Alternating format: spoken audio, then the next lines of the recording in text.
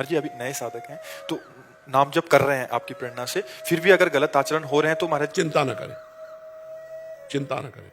ये बहुत बड़ा डिपार्टमेंट है माया का। चाहे लाख कसम खा लो, पूर्वाभ्यास गिराएगा, लेकिन तभी हम कहते हैं 1000 बार गिरो तो भी घुटने टेक कर बैठे मत रहो, तुरंत खड़े हो और फिर चलो और सोचो कि मेरे से त्रुटि कहां हुई, जहां मैं गिरा वो मेरे से गलती क्या हुई। तो आपको गलती समझ में आ जाए तो उस गलती को छोड़ो, आगे बढ़ो, अंतिम सांस तक भगवत प्राप्ति हो जाएगी। अजामिल बाल्यावस्था से धर्मात्मा पिता का पुत्र था और धर्म से चलता था। अपने पिता के लिए यज्ञ के लिए लकड़ी समिधा लेने के लिए जंगल गया तो वहां देखा एक पैसा से खरीद करके वैश्या के साथ व्यभिचार कर रहा था। तो बहुत गंदे ढंग से मदिरा आदि पान करके जो पैसे से, वो बार बार कोशिश की कि ना देखूं, लेकिन यह आकर्षण ऐसा है, देखते देखते इतना कामांध हो गया कि लकड़ी फेंक दी। अब वैश्या जब उस पुरुष से, वो तो पैसे की, तो फिर अपने पिता की संपत्ति पूरी दे दी, मतलब पूरा जीवन नरक बना लिया। वैश्या के ही यहां रहने लगा, वैश्या से ही पुत्र उत्पन्न हुए।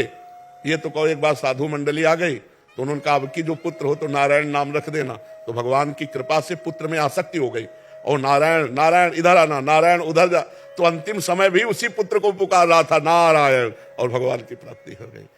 तो ऐसा नहीं है कि ये माया कोई छोटी मोटी हस्ती है कि आज से आप सत्संग सुन लिया माया नहीं आएगी। अरे भैया, ऋषि मुनियों को भी भ्रष्ट करने की सामर्थ्य रखती है, बड़े बड़े औरों की तो बात जाने दो। इसलिए छोटे छोटे बच्चे अगर ये गिर जाते हैं तो कोई बात नहीं है, फिर आगे चलो, फिर आगे बढ़ो। कल एक छोटे साधक थे, वो कह रहे थे कि पहले प्रोत्साहित होके ये गलतियां स्वाभाविक हो जाती थी, आज पता लग रहा है कि ये गलती है महाराज। हाँ, मतलब इस सत्संग के कल असहनीय हो जाएगी, कल असहनीय हो जाएगी कि हो कैसे गई, जब असहनीय हो जाएगी तो छूट जाएगी। ये भी प्रोसेस है महाराज। हाँ बिल्कुल है, बिल्कुल है। इसके लिए जो चला है वही जान सकता, पढ़ा लिखा नहीं। पढ़ा लिखा तो कहेगा बिल्कुल नहीं होनी चाहिए, नहीं नरक की प्राप्ति होगी।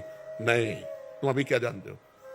अखाड़े में पहले दिन ही धोबिया पछाड़ नहीं मारता, 10 बार धोबिया पछाड़ खाता है, तब धोबिया पछाड़ सीखता है कि ऐसे धोबिया पछाड़ लगता है। पहले ही दिन पहलवान नहीं बन जाता, सालों पहले पहलवानों की ठोकर खाता है तब पहलवान बनता है। तो ऐसे ही परमार्थ में चलने पर सैकड़ों बार, अब जैसे अनुभवी संतों से क्यों मिला जाता है?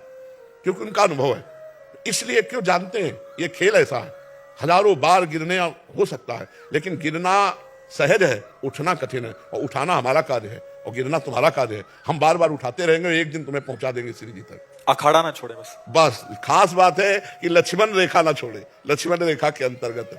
भैया बहुत बहुत विचित्र माया खेल अगर कोई ऐसे कह दे ना तो मिट्टी में मिला हुआ रखा, चाहे जितना बड़ा ऋषि मुनि कोई। नारद जी ने ऐसे कहा कि हम काम भी जाई तो चरित्र पढ़ के देख ले।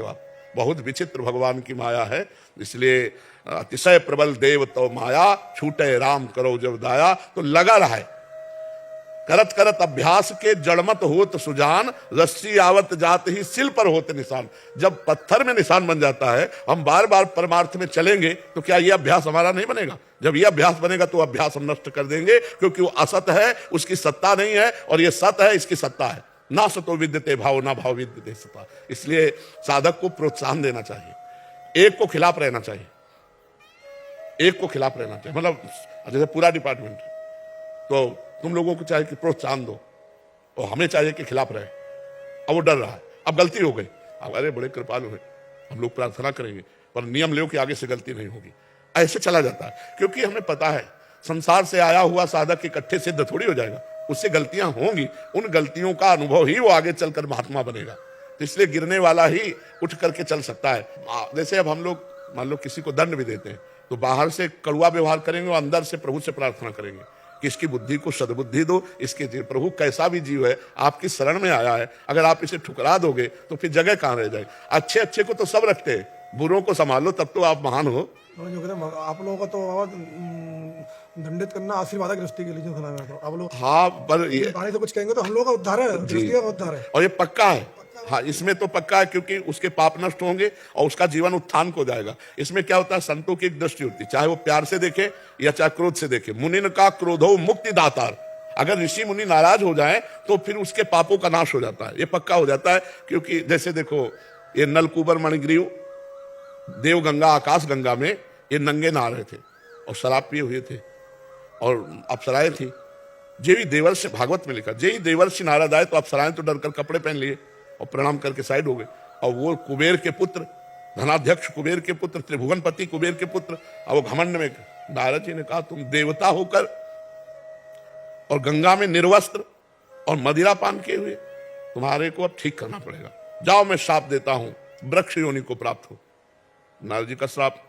अब उनका नशा उतरा जब वृक्ष योनि की बात सुनी, तो चरणों में आके गिरे, महाराज कृपा कर दो, हम लोगों से तो गलती होती रहेगी, यदि आप महात्मा लोग हम पर कृपा न करेंगे तो हमारी दुर्गति हो जाएगी।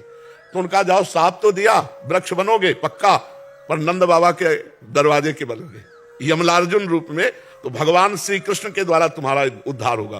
तो जब मैया ने एक दिन देखा कि लाला बड़ा उपद्रव कर रहा है, सब माठ फोड़ दिए, माखन फैला दिया, तो कहा आज इसको बांधेंगी। तो उखल में बांध दिया। भगवान उसी उखल को घसीटते हुए गए और यमलार्जुन के बीच में फंसाया और उखाड़ा, सो यमलार्जुन से दिव्य देव पुरुष प्रकट हो गए, ये नलकुबर मणिगिरी।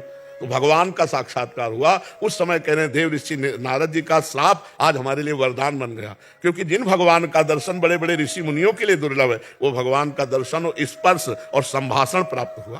तो ऋषि मुनियों का क्रोध भी परम मंगलदायक होता है।